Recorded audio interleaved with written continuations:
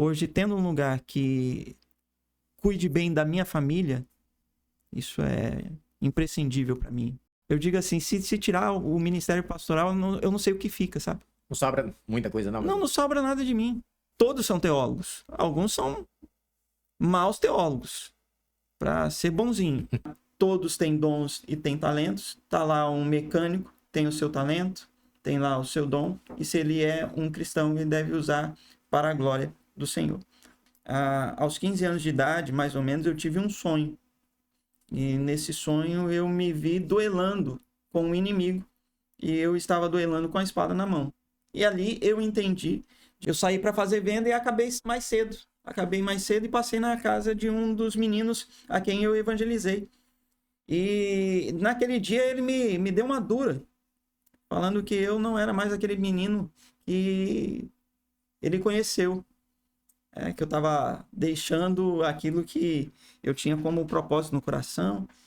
E naquele dia eu tomei vergonha na cara.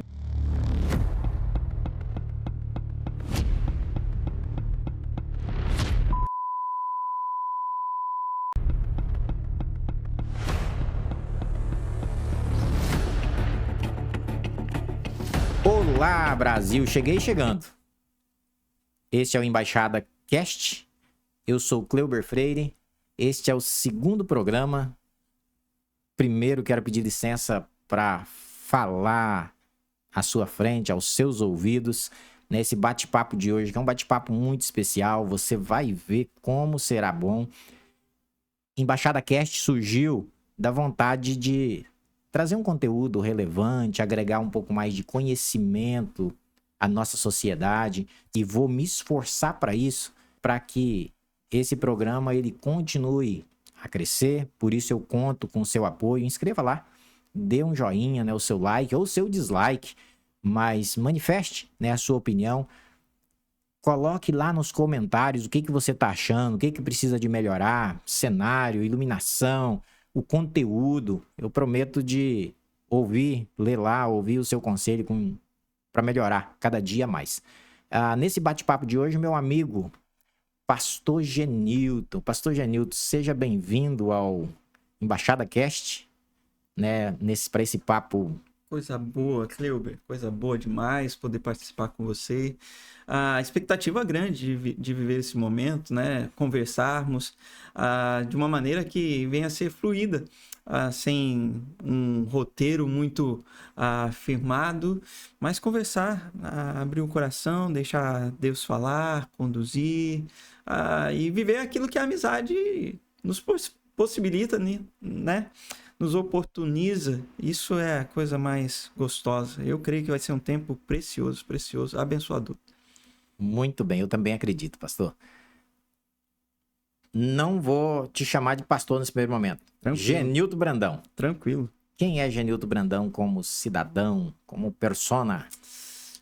Genilton Brandão. Genilton Brandão nasceu em São Paulo capital. Eu acredito, eu sou bem ruim com data. Eu acredito que eu devo ter saído de São Paulo aí com uns 6, 7 anos, no máximo.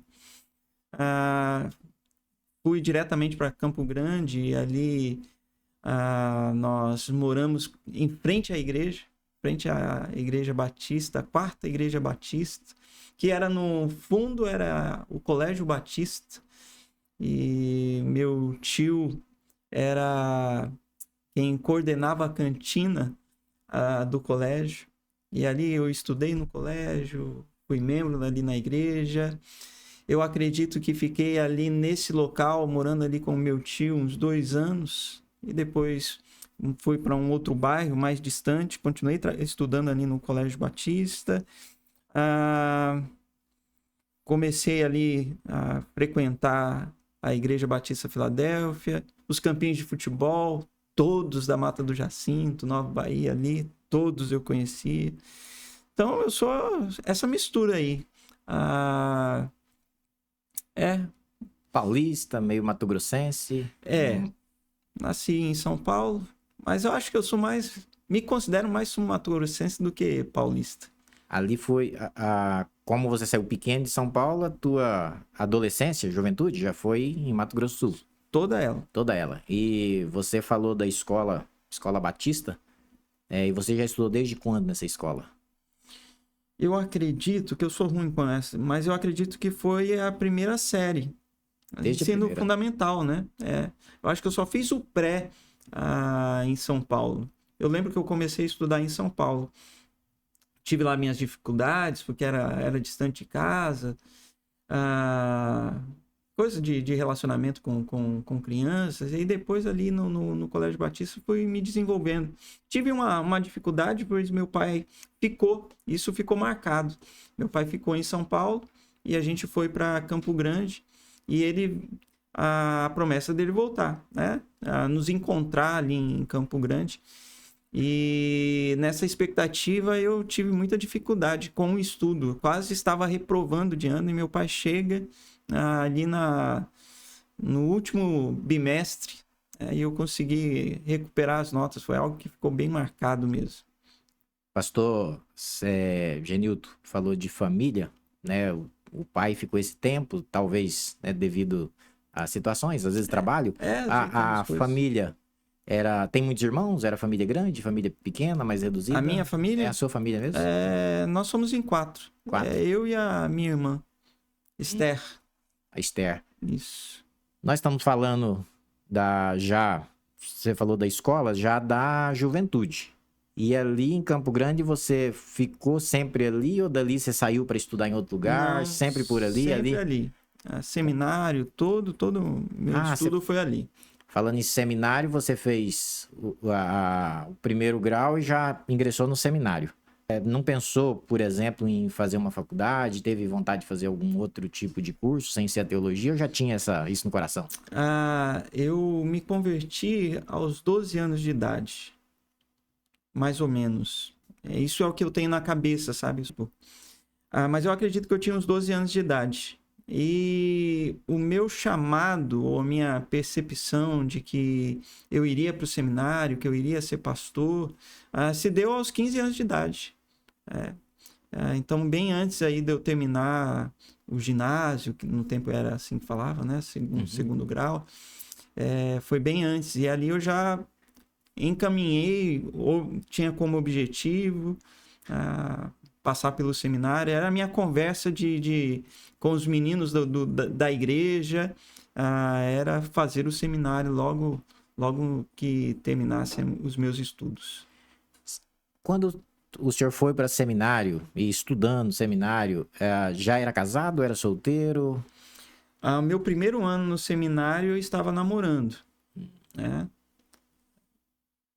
Estava namorando, já quase noivo. E aí nós casamos e o meu segundo ano no seminário eu parei. Por causa do casamento, essas questões financeiras, apertou bastante. Eu parei uns 2 ou 3 anos e aí depois eu retorno, né?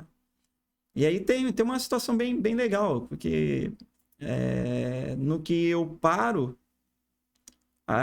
eu era líder na igreja, pregava muitas vezes, mas o sonho de ser pastor, ele meio que esfriou. Eu estava protelando, deixando ele sempre para depois, por questões financeiras. E em um dia, eu tinha saído para fazer vendas, porque esse era o meu trabalho. Eu saí para fazer venda e acabei mais cedo e passei na casa de um dos meninos a quem eu evangelizei. E naquele dia ele me deu uma dura, falando que eu não era mais aquele menino que ele conheceu. Que eu estava deixando aquilo que eu tinha como propósito no coração. E naquele dia eu tomei vergonha na cara e falei, não, vou voltar. E eu disse aí pro meu ex-patrão, falei, olha, eu trabalho com você mais 3 anos, é o tempo de eu terminar o seminário, e depois eu tô fora. Eu trabalhei com ele, só trabalhei em 2 lugares, né? Foi com ele na igreja. Trabalhei com ele 15 anos. E foi uma experiência legal. Uma parte legal, um corte legal da minha vida. Pastor, o senhor falando a respeito do chamado e da vocação, entre quando o senhor sentiu o chamado até o o seminário, o término do seminário e assumir um ministério, pastoreio, levou-se um tempo. E teve também esse período aí, que o senhor acabou de falar, do esfriamento e tal. O chamado, algumas pessoas, a gente conversa com algumas pessoas têm dificuldade de entender sobre o chamado. O que é o chamado? Ou como sentir o chamado? É algo... eu ouço até alguém dizer que o chamado é irresistível, né, para a obra. Né? Como entender isso? Ok. Eu acredito que dentro da ideia do chamado, da vocação pastoral, a gente precisa pensar e olhar algumas coisas. Por exemplo, eu acredito que todo cristão ele é vocacionado. Então, se a gente está falando de vocação, eu volto a dizer, todo cristão ele é vocacionado. E ele é vocacionado para quê? Para glorificar a Deus com seus dons, com seus talentos, com aquilo que ele é, enquanto pessoa. Essa é a vocação. Essa é a vocação. Não o chamado, né? Essa é a vocação. Então, todo mundo é vocacionado. E esse é um entendimento que eu vou ter muito depois. Ele é um entendimento mais maduro que eu vou ter depois que eu termino o seminário, que eu me torno pastor. Então, antes de eu me tornar pastor, eu não tinha essa percepção. Eu tinha em meu coração o entendimento de que eu tinha um chamado para ser pastor. E eu estava ali, nesse tempo, cumprindo, né, esse chamado. Ok, aí vamos voltar só para fazer um trecho. Aos 15 anos de idade, mais ou menos, eu tive um sonho. E nesse sonho eu me vi duelando com um inimigo. E eu estava duelando com a espada na mão. E ali eu entendi de que eu seria um pastor. Lembro-me também de, enquanto menino, a minha única lembrança que eu tenho de São Paulo, a única, assim, de igreja, é eu grudado nas pernas do pastor. Não sei se ele estava no púlpito, não sei aonde ele estava, mas eu lembro que eram as pernas do pastor. Não sei quem era o pastor, mas eu tenho essa imagem com muito carinho em meu coração. E todo esse pensamento e sentimento, eu fui vivendo com ele. Hoje eu entendo que todos nós somos vocacionados. Deus nos deu dons, talentos, um jeito de ser, uma forma. E dentro dessa forma, você usa essa forma para responder a essa vocação. Eu tenho um dom, por exemplo, eu entendo que eu tenho um dom de pastor, tenho um dom de mestre. E hoje eu faço uso desse dom, dedico ao Senhor, sendo pastor de uma igreja local. Então, é dessa maneira que eu entendo vocacionado e um chamado.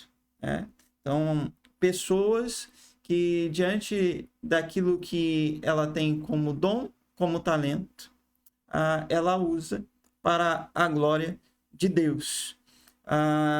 Todos têm dons e têm talentos. Está lá um mecânico, tem o seu talento, tem lá o seu dom, e se ele é um cristão, ele deve usar para a glória do Senhor. A pessoa tem o dom de pastorear, de estar junto de pessoas, ama pessoas, gosta de cuidar de pessoas. Portanto, ele deve fazer isso da melhor forma. E a forma que eu encontrei e que eu vivo de uma maneira que me agrada ao coração é ser pastor de uma igreja local. Que legal. E a palavra propósito, Deus tem um propósito para cada um de nós. A questão da vocação, entendi perfeitamente, todos nós somos vocacionados, mas nem todos são chamados ou separados para a obra, e para a obra que eu diria ministerial, pastoreio e tal, mas pode ser chamado para outras coisas. É um chamado também, né? Muitas vezes como levita, para música, né? Para adoração. Vem a questão dos dons, né? Mas tudo acontece, eu não sei se eu estou sendo correto em pensar assim, eu creio que tudo acontece dentro de um propósito maior, que é o propósito de Deus, que nós muitas vezes não sabemos, não conhecemos, E a gente pode encontrar isso na palavra de Deus, por exemplo, lá no passado, na história de José, por exemplo, na vida de outros personagens famosos, inclusive, né, do rei Davi e tantos outros. E eu não sei se é correto eu entender, sim, do propósito maior e que nós vivemos dentro desse propósito maior, nessa questão do chamado da vocação. Ou é um pouco diferente? Eu entendo de uma maneira talvez um pouco mais simples. Por exemplo, se a gente vai olhar para José, a gente vai perceber que esse propósito que você disse, como você disse, é um propósito que não passava na mente de José. José não tinha noção nenhuma disso. E em ele não tendo noção nenhuma disso, isso não prejudica de maneira nenhuma o cumprimento do propósito que é eterno. Eu não sei se ficou claro. Em José, não tendo preocupação com esse propósito específico, isso não comprometeu em nada de que ele viesse a viver o propósito de Deus, que Deus já havia estabelecido para a vida de José. Eu vou olhar e entender mais ou menos o seguinte, Cleuber, de que não há propósito, ou Deus não tem propósito para CPF. Deus tem propósito para a sua igreja, Deus tem propósito para os seus filhos. E qual é o propósito? De glorificar a Deus em todo o tempo. De fazer uso dos seus dons, dos seus talentos para a glória de Deus. De viver em comunhão com os seus irmãos. De fazer uso de tudo aquilo que está à sua disposição para falar e anunciar, proclamar Cristo Jesus. Então, isso é o propósito de Deus, e a qual ele revelou para nós. Então, Deus nos revela esse propósito para que nós venhamos estar atentos a esse propósito, e isso faz com que a nossa vida se torne simples, e nós não precisaríamos ficar preocupados em uma decisão ou outra. Por exemplo, se vou para a Alta Floresta, se vou para Cuiabá, e se lá é propósito de Deus ir para Cuiabá, se é propósito de Deus ir para Alta Floresta, se é propósito de Deus casar com Carla ou casar com Joana. Não tenho que me preocupar com isso. O que eu preciso me preocupar é Carla, vou trazer melhor, né? Gleice, a minha esposa, há de contribuir para que eu glorifique a Deus? Essa é a minha preocupação. Pois se ela não for para contribuir, ela não faz parte daquilo que Deus tem para a vida de um cristão. Agora, se é loira, é morena, Deus não está preocupado com isso. Então, eu vejo que isso me dá uma vida um pouco mais simples. Me alivia em muita ansiedade. Deus está preocupado se eu vou para Cuiabá ou para Alta Floresta. Eu posso tomar essa decisão fazendo ou pensando, avaliando as situações lá. Eu estou indo para lá por quê? É questão financeira, eu estou indo lá para quê?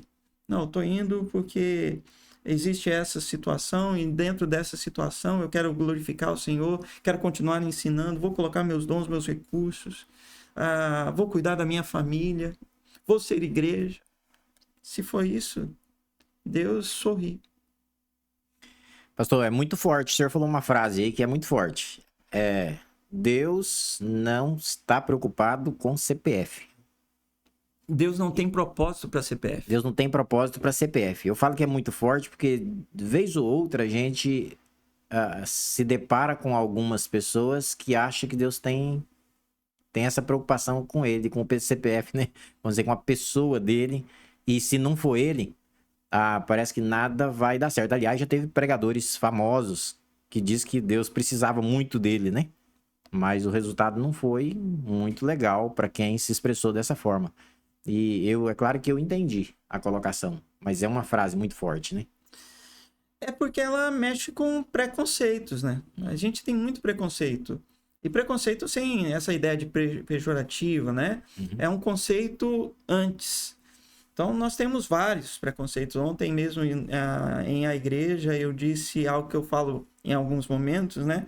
De que nada, absolutamente nada na vida é individual. Tudo é pessoal, nem mesmo a nossa salvação. É falar isso e o povo arrepiar o pelo, né? Pastor, fala de novo que eu não peguei. Vai lá. Nada, absolutamente nada em a nossa vida é individual. Tudo é pessoal. Nem mesmo a nossa salvação é individual. Então, muita gente vai falar, não, a nossa salvação é algo individual. Não, ela é pessoal. E por que que é pessoal? Não é individual? Isso, uma pergunta. Qual a diferença? Ser individual ou ser pessoal? Porque individual, uma pessoa que estivesse numa ilha sozinha, ela ali está vivendo em uma situação onde é individual mesmo. Mas o evangelho precisa, como crerão se não há quem? Pregue. E como pregarão se não há, né? Os que foram enviados. Então precisamos enviar para que pessoas falem do amor de Jesus, preguem o evangelho a pessoas. E aí essa pessoa toma uma decisão pessoal e não individual, pois ela teve uma cooperação de pessoas aí. Seja ouvindo num rádio, seja ouvindo num podcast como este. Ela foi abençoada por uma pessoa, por alguém. Deus usou alguém para revelar ou para dar de si a essa pessoa. E essa pessoa, então, toma uma decisão. Não é do nada. Não é ela sozinha. Ela sozinha não tem a condição de reconhecer Jesus, de saber que Jesus é a salvação, por exemplo. Interessante, pastor, porque algumas mentes, ou às vezes nós nos pegamos a ser muito... acho que é muito forte a usar a palavra narcisista, ou a gente pensar só na gente mesmo, ser muito individual, né? Aquele individualismo. E nós somos ser social. Deus criou o homem e ele não é bom que o homem fique só desde o início. Sim. E a gente é muito egoísmo a gente querer ir para o céu sozinho. E algumas vezes nós nos deparamos nós somos levados a pensar até mesmo na igreja ou no culto, já que a gente está num bate-papo aqui que envolve uma igreja, num culto muito egocêntrico, centrado só em nós e não no coletivo. Aliás, só no eu e não no nós. Até a nossa leitura do Novo Testamento, né? Até a nossa leitura das cartas de Paulo é uma leitura muito individualista. Pois nós não pensamos de que Paulo está falando à igreja. A igreja. E muitas das vezes nem a igreja local, mas a igreja. E nós lemos esse texto e queremos tão somente identificar como algo que esteja falando a mim. E isso macula em muito a interpretação do texto, né? Isso macula em muito a interpretação do texto. A nossa sociedade, ela acaba nos fazendo viciados em nós mesmos, né? E tudo que a gente vê, ouve, a gente quer tirar proveito para nós mesmos. Agora, por exemplo, não é tentando corrigir, não, mas é colocando um adendo aí. Quando nós falamos que Deus não tem propósito para CPF, eu não estou querendo dizer que Deus não tenha algo para cada pessoa. Mas aquilo que Deus tem para cada pessoa está guardado nele na eternidade. Deus revela a sua palavra, volto lá a dizer, não está pensando no Genilton. Deus, em Cristo Jesus, não veio salvar o Genilton. Ele veio salvar quem? A igreja. A igreja. Deus tem propósito para sua igreja. E aí a gente quer ler a Bíblia e encontrar propósito para mim. Então eu fico preocupado em como eu vou fazer algo, que maneira, para onde eu vou, como eu vou. E eu quero encontrar isso, resposta na Bíblia. Eu faço da Bíblia quase que um instrumento mitológico. Entendeu? Para alguém me falar daquilo que vai me acontecer amanhã, prever futuro. Uhum. Mas não é isso, não é esse o compromisso das Escrituras Sagradas. A nossa cultura, ela tem muito da filosofia grega, né?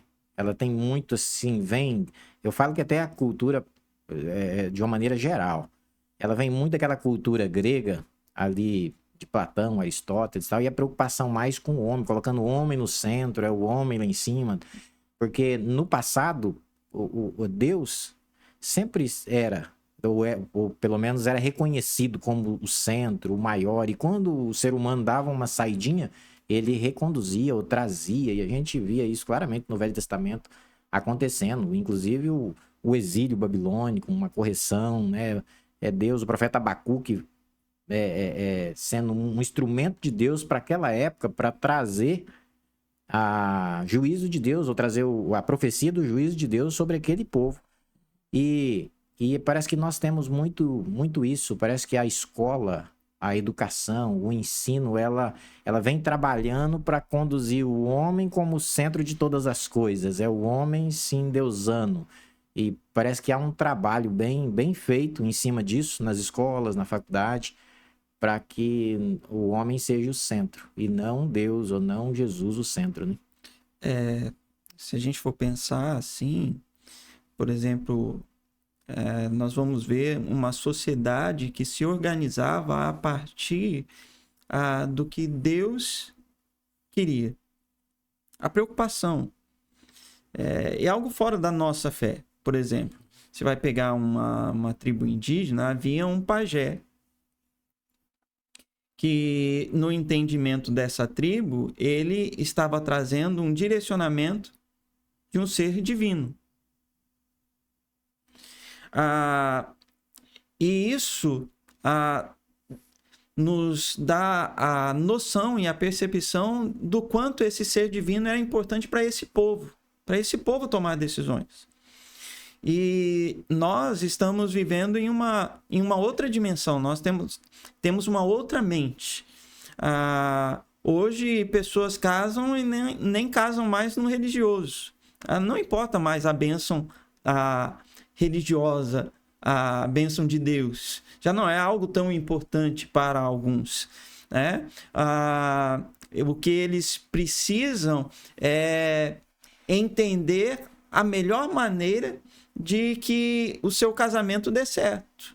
Então ele vai ler livros, ele vai no conhecimento popular, então ele vai melhorar o seu repertório e entendendo que isso será suficiente para dar a ele um casamento feliz.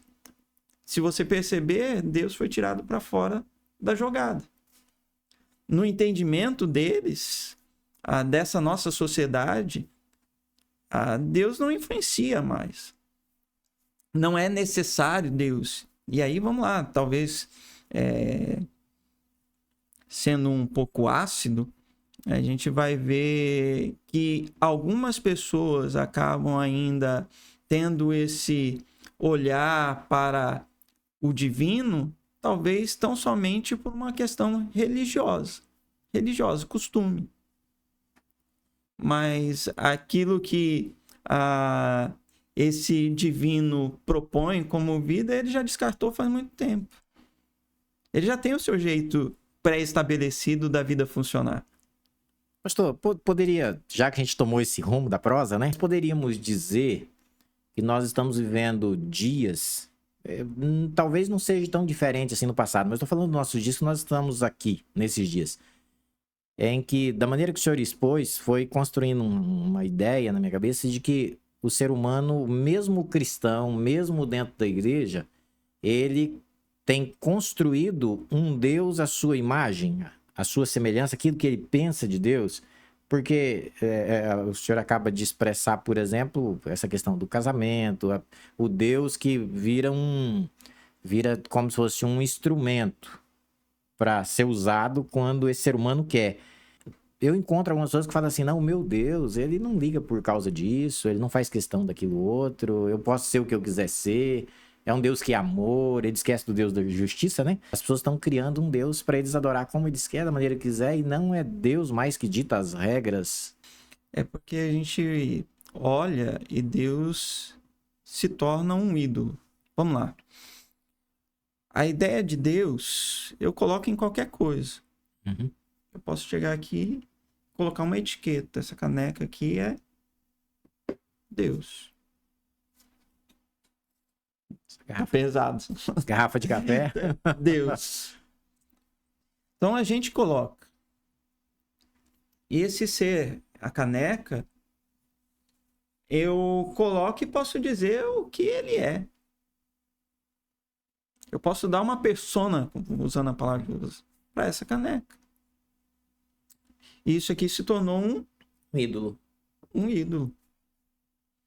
Então, é por isso que ídolo não é imagem.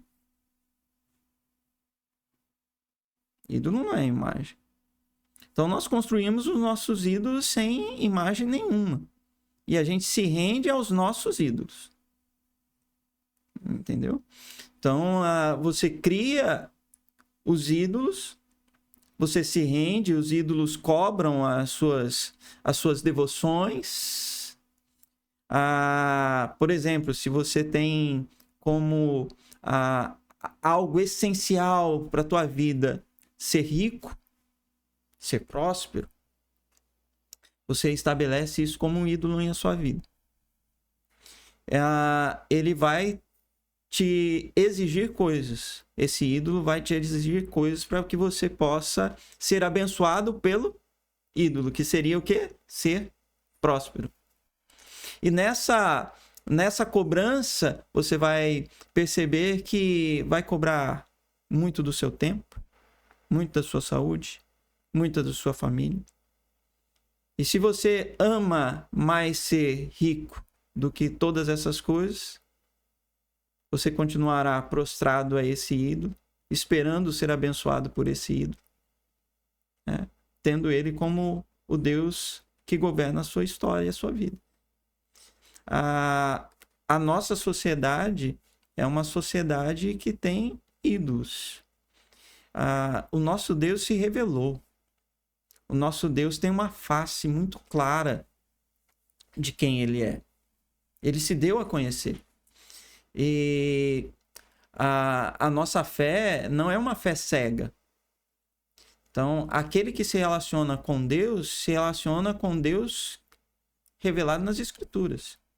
Porque se é um outro Deus com outras características, com outros traços, não é o Deus das Escrituras e é um ídolo. Um ídolo.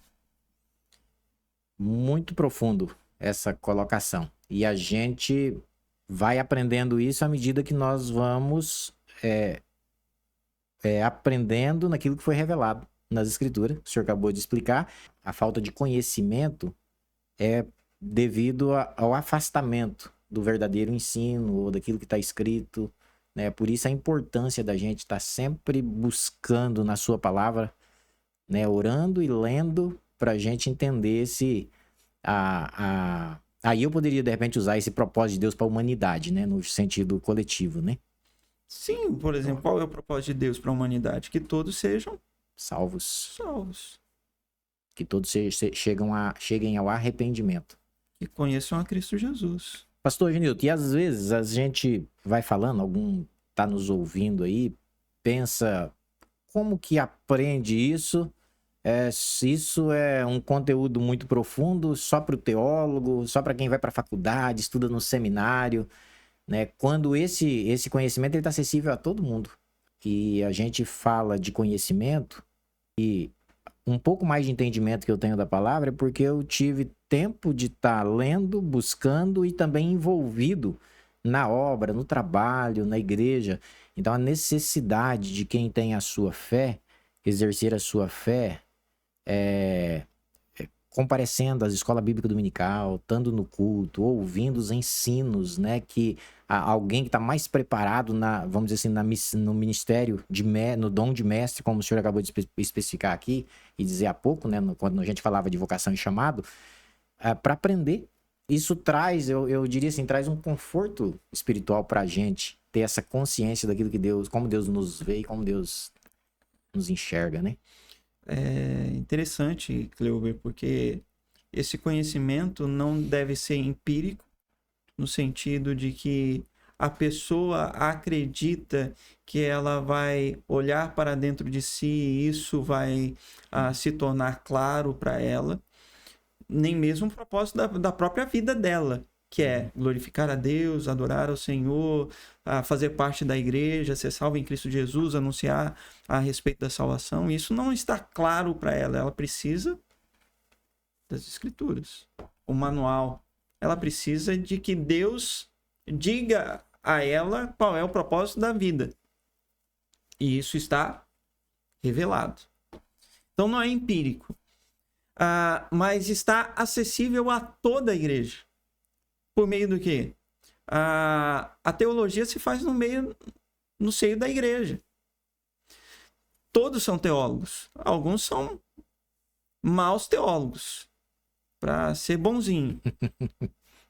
Péssimos. Porque não estão preocupados em discutir, em conversar, em falar, na comunhão e tendo um entendimento a respeito da face do Cristo revelado, por meio do conhecimento das Escrituras. Então, a igreja deveria nos dar a possibilidade, ou deve nos dar a possibilidade, ela está para nos dar a possibilidade de irmos conhecendo do Senhor através dessa comunhão, através da leitura bíblica, através das conversas, dos encontros, as dúvidas que vão surgindo, e essas dúvidas vão nos levando para dentro do texto para tentar responder essas dúvidas. O exercício da igreja é um exercício educativo. É aquela conversa que a gente conversou lá em off de C.S. Lewis. Então, a vida cristã em si, ela é uma vida que nos traz educação, uma educação cristã. Ela nos conduz a nos aprofundarmos a respeito da vida cristã, a respeito de quem é o Senhor, quem é Deus, quem é o homem, quem é o mundo. Essas perguntas surgem e encontram as suas respostas nas Escrituras.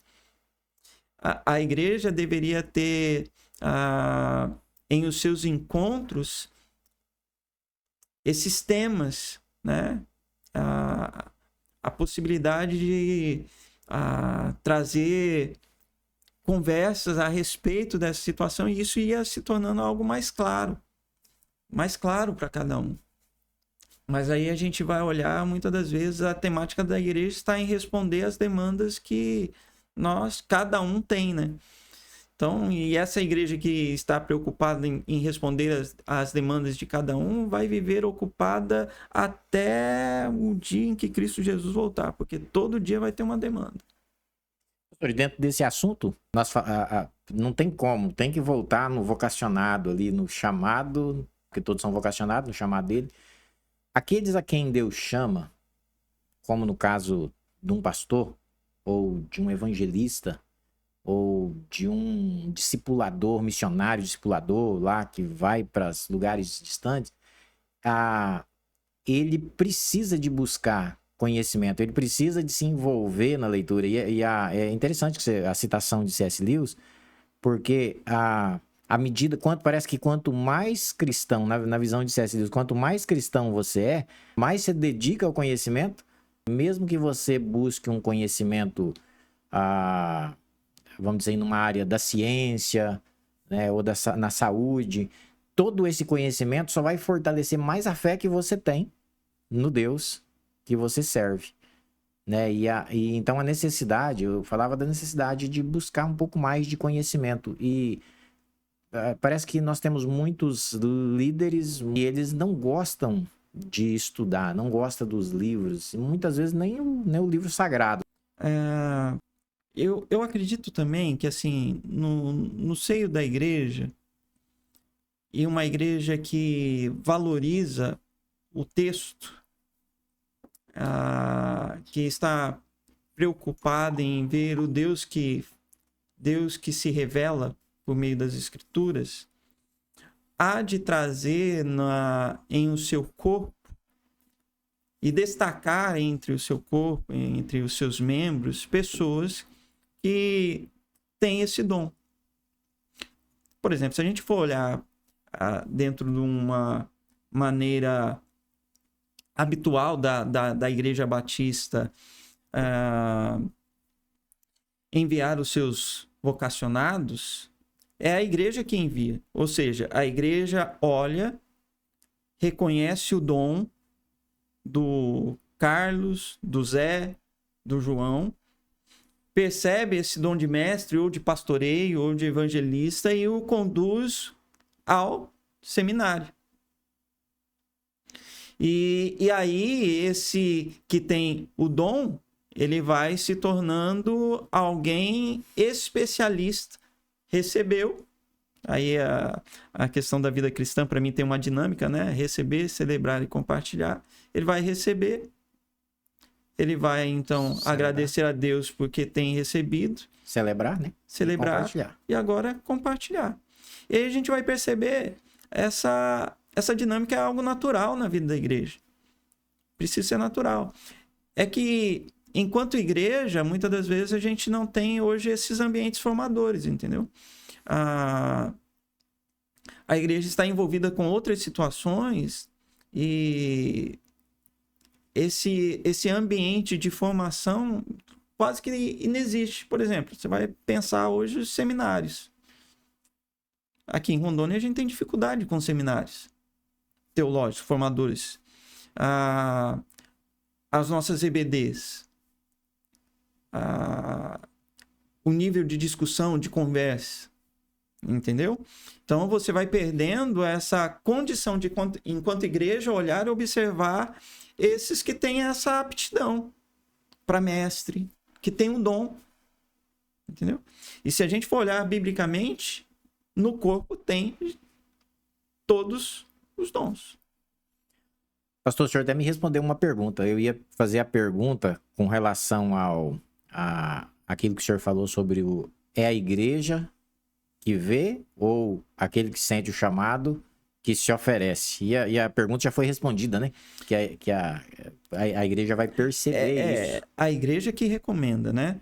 Agora, eu não estou dizendo com isso de que o João e o Carlos não possam ter percebido, entendido, e chego ao pastor e falo, pastor, olha, eu vejo que isso aqui queima o meu coração. Mas só cá entre nós, como o senhor é pastor, o senhor tem a visão do pastor. Mesmo que ele sinta o chamado antes dele chegar no pastor, o pastor já viu nele, não viu? Assim, você tem aquele sentimento de alguns que dá para perceber, né? Ou não é muito unânime isso? Assim, vamos lá. Eu, por exemplo, eu tive já na minha experiência a pessoa que acreditava ter o dom, eu olhava e não encontrava nele o dom. Certo. Então, isso é possível. Então, eu acredito que eu, enquanto pastor, nessa situação, fui prudente. Mas será que eu não posso ter errado ou não ter sido o momento? Pode. E aí eu dizia a ele, olha, se você tem firme isso no teu coração, continua a viver, dá fruto. Porque se você continuar a dar fruto, vai ser inegável. E haverá o apoio da igreja, haverá o apoio do pastor. Agora, se isso for fogo de palha, vai acabar. Poderíamos encaixar aquele versículo que pela árvore, aliás, pelos frutos, você conhece a árvore, né? Sim. A árvore que dá bons frutos. Então, tem que continuar dando fruto. Até porque é a mesma questão lá do missionário, né? Muita gente quer ser missionário, mas não é missionário em a sua casa, em a sua vizinhança. Ah, não, me envia para o seminário para eu ser missionário. Peraí, mas tá. Mas você não entendeu que você já é um missionário? Então, todo cristão, ele é um missionário. Vai dizer, aí eu agora não lembro exatamente quem disse, ou todo cristão ou é um missionário ou é um impostor. Todo lugar que eu piso é um chão missionário. Entendeu? Então, se eu não vivo missão, ou não vivo em missão, não adianta eu enviar para o seminário para formar nele um missionário, né? Eu ouvi uma palavra do pastor Marcelo Gualber, acho que, se eu não me engano, ele é de Minas, Belo Horizonte. E ele dizia, ele fazia uma ministração em João 10, e ele dizia, naquele versículo, se eu não me engano, João 10, 10, fala o ladrão vem para roubar, tá. Aí na sequência, se eu não me engano, o versículo seguinte, se eu não me engano, a gente pode pesquisar aqui, ou é o anterior, diz assim, um convite de Jesus, ele diz, olha, vinde, entrareis e saireis e achareis pastagem. E aí ele dizia do convite de Jesus, que a partir do momento que Jesus te convida e você entra, você já está em missão. Você precisa de sair. Você precisa de ir, é o id. Enquanto você vai agora, por exemplo, você vem. A partir de então, agora você está em missão. Você precisa de ir. E isso acontece imediatamente após a sua conversão, a sua mudança de vida, você sente essa necessidade de ser esse missionário. E aí talvez não é correção, porque é exatamente isso, mas há uma confusão. Esse id não é um id geográfico. Uhum. Então, o missionário não é aquele que saiu da sua terra para uma outra terra. O missionário é aquele que está indo ao encontro do pecador para anunciar e viver Jesus. Talvez a minha maior questão, aí eu tenho mesmo essa questão, é de que eu vejo que muitas das vezes a preocupação é de que venhamos formar proclamadores. Eu tenho buscado muito mesmo mudar essa ótica. Enquanto missionário, nós não somos proclamadores. Uhum. Podemos até proclamar, mas nós somos pessoas que apresentam Jesus a partir de quem somos. A maneira mais preciosa de alguém conhecer Jesus é conhecendo e vendo Jesus em mim. Então, viver missões é viver perto de pessoas com a intenção de compartilhar o Cristo que há em mim. Com palavras, lógico, a gente precisa falar, mas com a vida. Falei ainda ontem na igreja, também eu digo isso muitas das vezes, me irrita de me deixar bravo, muito chateado alguém dizer assim, e perceber que a igreja fala isso, de que olhe para Jesus, não olhe para as pessoas. Então a maneira da pessoa evangelizar é o seguinte, chega na igreja, olhe para Jesus, não olhe para as pessoas, porque senão você vai se frustrar. E aí eu pergunto o seguinte, como essa pessoa vai ver Jesus se não for no meio da igreja? Ela não tem para onde olhar e ver Jesus senão na igreja. O corpo de Jesus é a igreja. Então ela precisa olhar. Se você tentar se desresponsabilizar desse chamado, dessa vocação, você está privando o pecador de ter conhecimento de Jesus. As pessoas vão cada vez mais se afastar da igreja, porque aquilo que se fala não se confirma na vida. Um discurso sem vida, ele acaba sendo um calcanhar de Aquiles para a igreja. Ao invés de promover pessoas ao céu, fecha as portas do céu para muita gente. Ter um discurso belo a respeito de Jesus, mas não ter uma vida que apresenta Jesus, uma vida consistente que apresenta Jesus, se torna nociva para a igreja. Leva pessoas para o inferno. Eu queria dizer que é uma pessoa fake, é uma pessoa falsa, né? Acho que foi Francisco de Assis que disse que se preciso for, use as palavras, né? Preguem, mas se preciso for, use as palavras, porque as pessoas vão te ver. Mas só fazendo a citação do versículo, é o versículo 9, quando Jesus diz assim: eu sou a porta, se alguém entrar por mim, será salvo. Entrará e sairá, e achará as pastagens. É só porque eu deixei no ar, né? Não citei o versículo. João 10, o versículo 9, né? correto. João 10, 9. Tirar a responsabilidade nossa. É o que mais a gente vê nos nossos dias. Tira a responsabilidade de testemunhar. Olhe só para Jesus. Não fica olhando para mim não, porque eu sou falho, fraco. Né? A comiseração danada diante dos outros. Mas e a gente vê que esse discurso ele é muito da boca para fora. Porque quando vai, às vezes, para o púlpito ou para o embate, aí não é esse discurso. Esse discurso é de que eu posso, eu consigo, eu sou forte porque eu tô com ele, né? Usa até versículos bíblicos, né?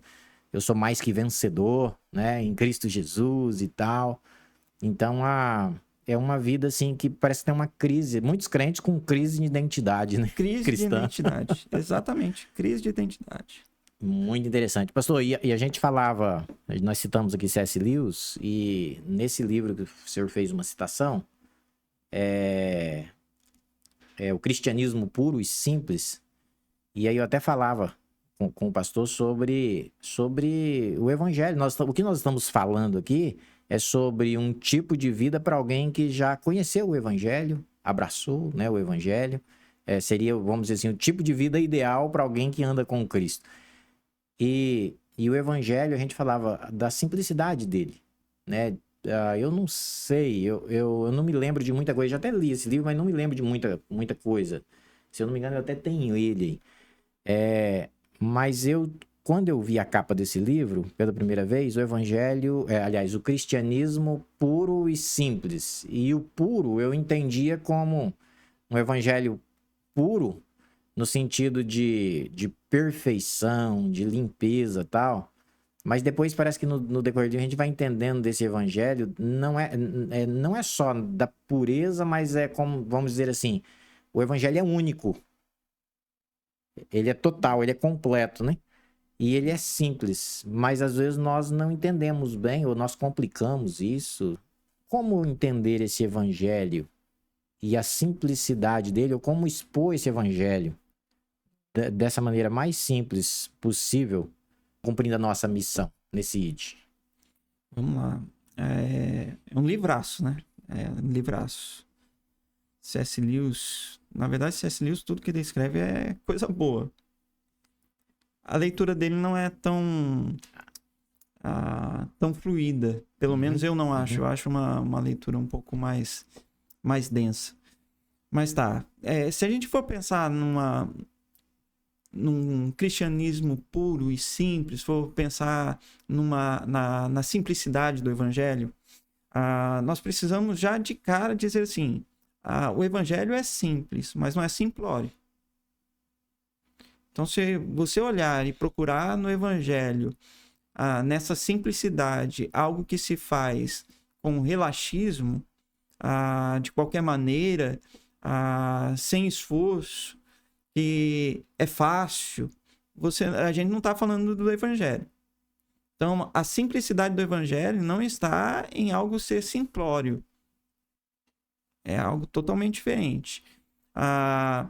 Eu entendo que uma das questões de C.S. Lewis é dizer que o evangelho ele abraça e abarca tudo na vida cristã.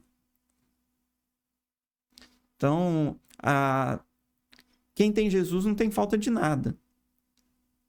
Então, para tudo aquilo que é necessário para se viver em Cristo Jesus, há resposta.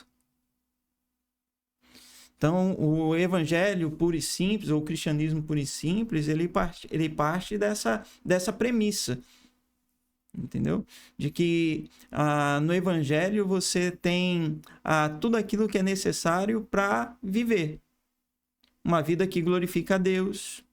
Uma vida a qual responda a vivermos conforme o propósito de Deus para as nossas vidas, para que nós não venhamos viver de uma maneira contrária ao propósito eterno, entendeu?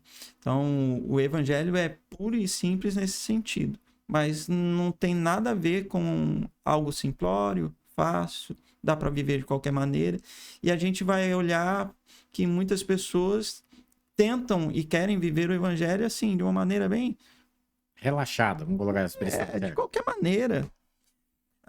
Uma coisa que eu acho legal também pensar é que Kierkegaard vai falar o seguinte, que pureza de coração é desejar uma só coisa. Pureza de coração é desejar uma só coisa.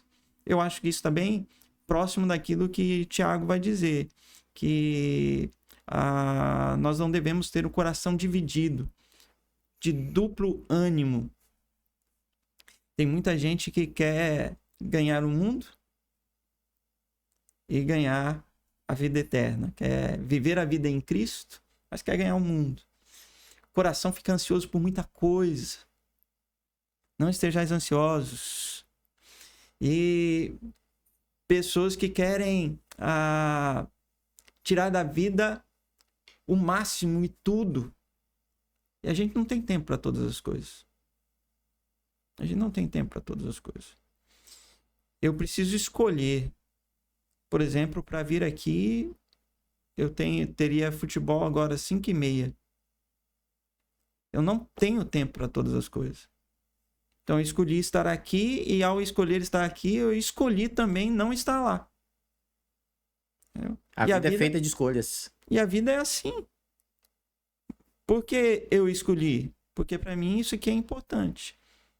E por que para mim isso aqui é importante? Porque para mim pessoas são importantes. Porque o reino para mim é importante.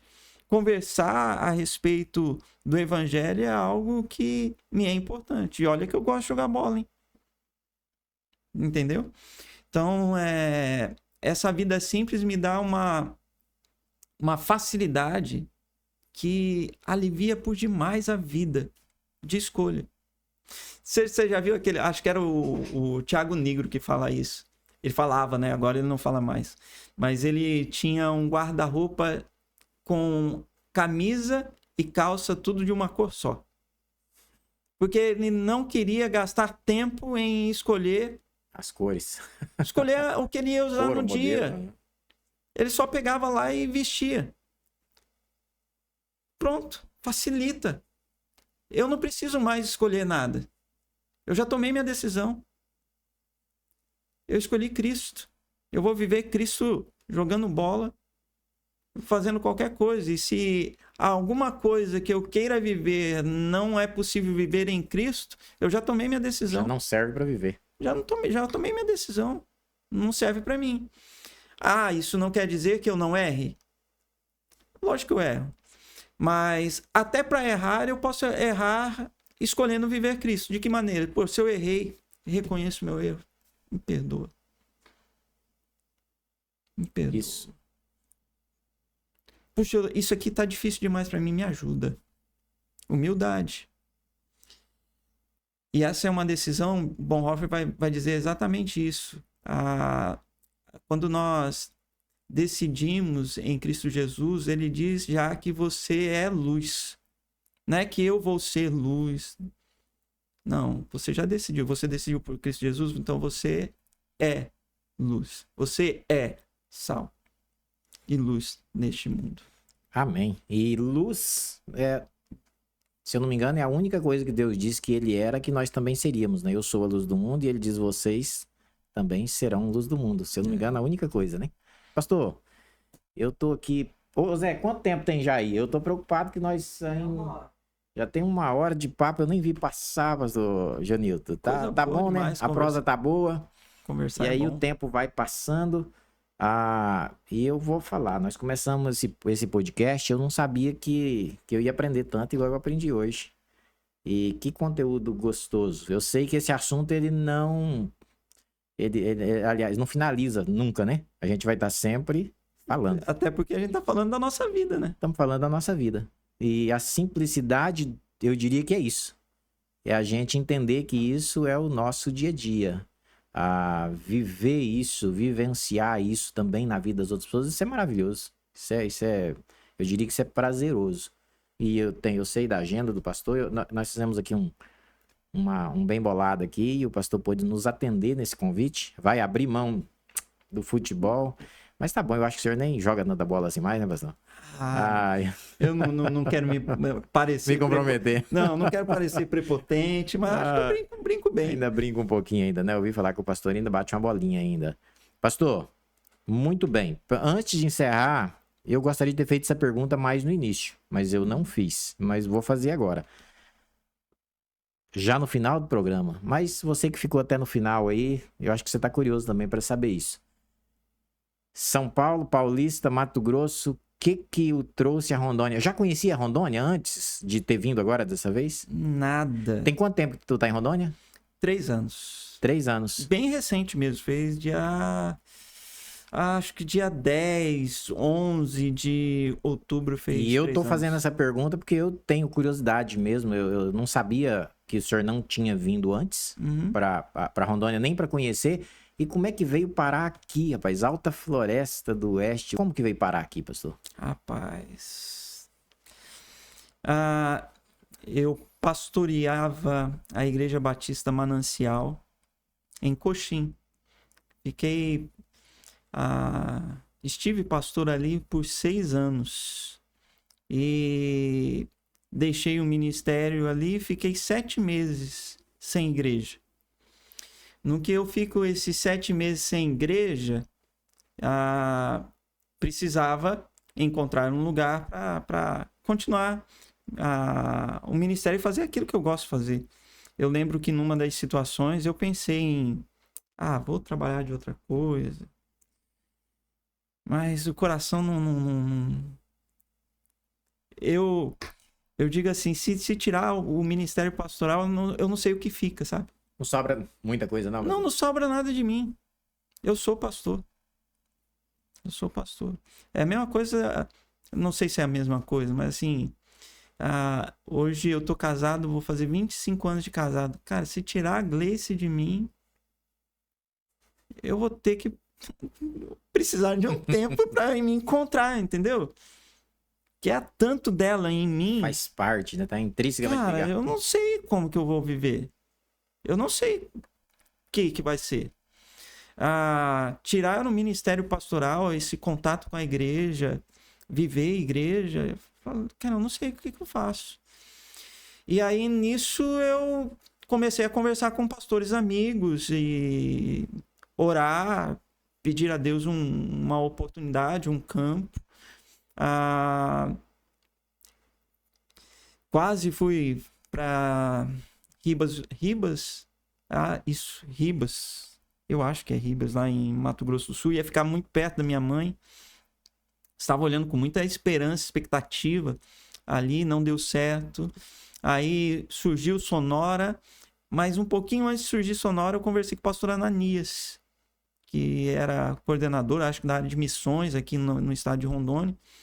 Que, se não me falha a memória, foi pastor Evandro Jacobsen e o pastor Eleac, que acho que conversaram aí com o pastor Ananias, e eles então foram atrás de me conhecer. Aí eu vim conhecer a igreja em Alta Floresta, a igreja viu alguma coisa em mim, se agradou, a gente conversou e tô aqui. Pastor, e eu diria, seja bem-vindo, e eu acredito, eu creio que tu veio para ficar e agregar muito. A denominação, né, a qual o senhor pastoreia, a denominação batista, ela precisa, né, de pessoas como o senhor e tantos outros, né, o pastor Ananias, né, eu quero mandar um abraço ao pastor Ananias, né, em Ji-Paraná. Ele era pastor, aliás, nessa época, eu acredito que ele era pastor da Quarta em Ji-Paraná, e ele que estava nessa missão, então ele tem o dedinho deles aí, né, no convite ao pastor, para vir para Rondônia e mais especificamente Alta Floresta. E agora vem a segunda pergunta. O que tá achando de Rondônia? Como é que foi a adaptação? Foi boa? Eu costumo dizer isso em todo lugar que eu vou. Se tiver pessoa, eu gosto. Qualquer lugar. Talvez não se for um lugar gelado. Não gosta do frio? Não gosto do frio, mas eu amo gente. Eu amo gente, eu amo igreja. Então, tendo isso, e assim, talvez eu colocaria assim para nem sei se valeria a pena, mas eu vou colocar hoje tendo um lugar que cuide bem da minha família, isso é imprescindível para mim. Ter um lugar onde vão cuidar bem da minha família. Eu tô bem. Aí o lugar pouco me importa. A família ela é a base, né, pastor? E a família, o senhor falou na família, o senhor é casado, acabou de falar o nome da esposa. E os filhos? Gleice, são quantos nomes? Gleice é a minha esposa, Sofia é minha menina, 18 anos já. E Samuel Azaf, 16 anos. O bonitão. É um lindo de Jesus. Ela também é uma lindona. Eu não posso falar que ela é lindona, que ela não é grande, não. Ela é pequenininha. Agora o Samuel é grandão, né? Gigante. Pastor Genilton, infelizmente nosso tempo acabou. Nosso tempo tem que ser encerrado, mas foi muito boa a prosa. Eu gostei demais. Deus abençoe. Muito obrigado. Amém. Eu vou deixar um minuto aqui para as considerações finais, os agradecimentos. E a gente vai partir para o terceiro. Aliás, pastor, não sei se o senhor está inscrito lá. O senhor escreve no canal, pastor. Eu acho que eu já inscrevi sim, pô. E essa entrevista de hoje, o senhor merece uns 10 joinhas do senhor lá. Vai se dar 10 joinhas. Muito obrigado você que esteve conosco até agora, né? Até aqui. Deus abençoe muito a sua vida. Nós vamos ter muito conteúdo. Antes do pastor fazer as considerações finais, eu só queria te dizer que nós vamos, em breve aqui, a gente vai ter algumas pessoas que talvez até pensem diferente do pastor Genilton, né? Alguns pastores, mas também nós teremos aqui alguns profissionais liberais, empresários e pessoal da área da saúde, né? Pra gente trazer um conteúdo bem legal, bem gostoso, num bate-papo descontraído como foi o de hoje. Muito obrigado pela sua atenção. Pastor Genilton, as considerações finais. Opa! Eu acredito que primeiro foi um prazer enorme estar aqui. Conversar a respeito da vida cristã é bom demais, né? É bom demais. É ótimo. É bom. Meu coração se alegra. Ter aí a expectativa de estar abençoando pessoas que eu nem conheço, né? De estar entrando na casa de pessoas que eu nem conheço é algo também que me deixa bastante animado. O meu desejo é que essas pessoas tenham sido abençoadas e que possam viver de uma maneira simples. Simples. Não é fácil viver de uma maneira simples. Porque a gente precisa estar muito certo da decisão tomada. E aí a minha oração é de que, enquanto cristãos, possamos estar muito firmes na decisão tomada de viver em Cristo Jesus, momento a momento. 24 horas por dia, 7 dias por semana, momento a momento. Que Deus abençoe. É isso aí. Amém. Fui.